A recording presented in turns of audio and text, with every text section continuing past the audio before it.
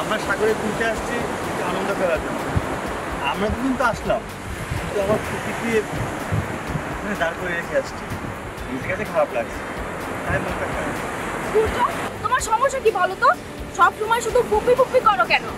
আরে সে তো গ্রামে ছিল, ভালো ছিল, তাকে আবার শহরে নিয়ে আসলে, আমাদের সঙ্গে কক্সবাজারে নিয়ে আসলে, তার ঘোরার কি প্রয়োজন বলো তো?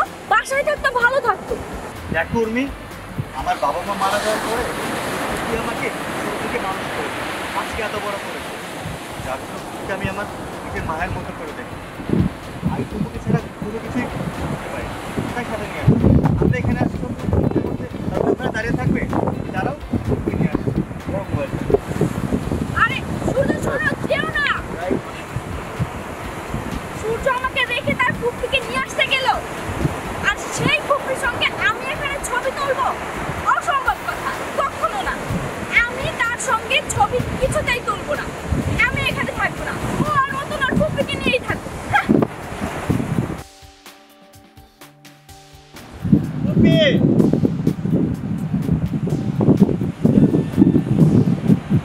আচ্ছা ম্যাডাম, এখানে একটা মধ্যবয়সী মহিলা দেখেছেন? মানে অনেকক্ষণ ছিল, আমি এখানে রেখে মাত্র সমুদ্রের পাড়ে গেলাম, গিয়ে আসলাম, আসলে নাই।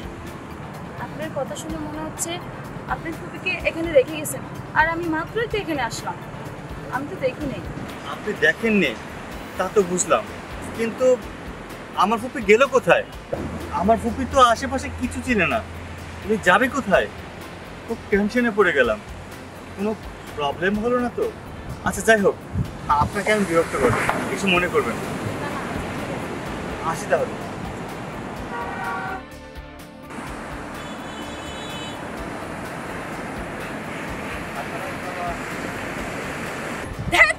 ভালোই লাগছে না, কক্সবাজার এসে যদি একা একাই ঘুরতে হবে, এ জানলে কখনোই কক্সবাজার আসতাম না। এই লোকটার মনের মধ্যে শুধু ফুপি ফুপি, ফুপি ছাড়া কিছুই বুঝে না। ও থাকুক ফুপিকে নিয়ে, আমি আমার মতো যাবো।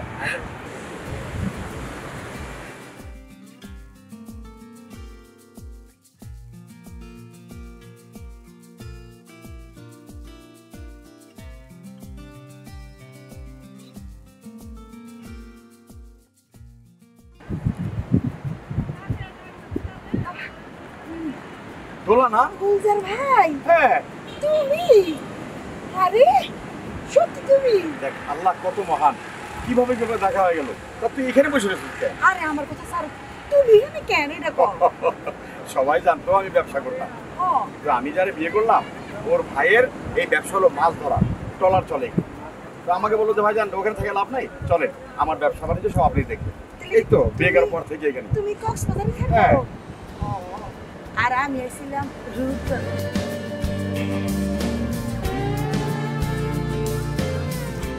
কেমন আছো? আচ্ছা আছি, পরে ওটা দেখা হবে। মুখ টুক শুক হয়ে গেছে, চল। ভাই কিন্তু এবার সত্যি সত্যি বাড়িতে যাওয়া লাগবে। ভাবিরে লইয়া, ভাবিরে ছাড়া দিই।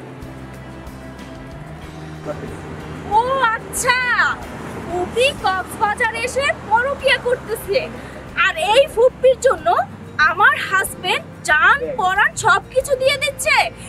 আমার হাজবেন্ড এমন ভাবে তাকে ভালোবাসে, মনে হয় ফুপি তার জীবনের সবকিছু। এই ফুপি তাকে নষ্ট ফুপি, একে আর আমার বাসায় নিয়ে যাব না, একে এই কক্সবাজারে রেখে যাব, আর ওই লোকটার সঙ্গে ফুপি থাকবে। আমি এক কাজ করি, সূর্যকে গিয়ে খবরটা দেই, ওকে নিজ চোখে দেখাবো, তাহলে যদি সূর্য বিশ্বাস করে।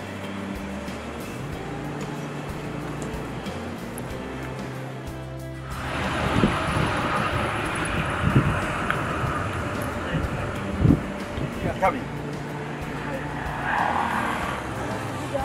এই খাবার কি আছে? কিছুই নাই মানে। আচ্ছা ভাই, আমার গলাটা না খুব শুকিয়ে গেছে, আমার ভালো আচ্ছা মেরেন্ডা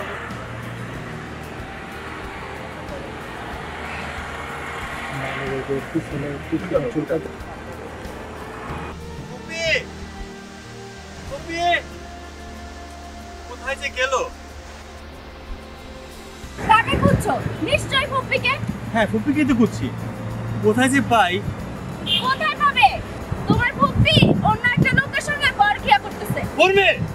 আমার সঙ্গে চিৎকার করছো কেন? আমি যা সত্য তাই বলছি। আর একটা কথা বলবো, একটা থাপ্পড় দেবো। আরে তুমি তো, আমি জানতাম তুমি আমার কথা বিশ্বাস করবে না। এই জন্য তুমি যাতে বিশ্বাস করো সেই ব্যবস্থাই করব।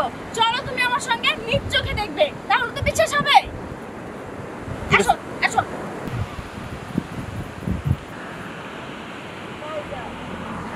এবার কিন্তু আমি আপনার কোনো কথাই বলবো না।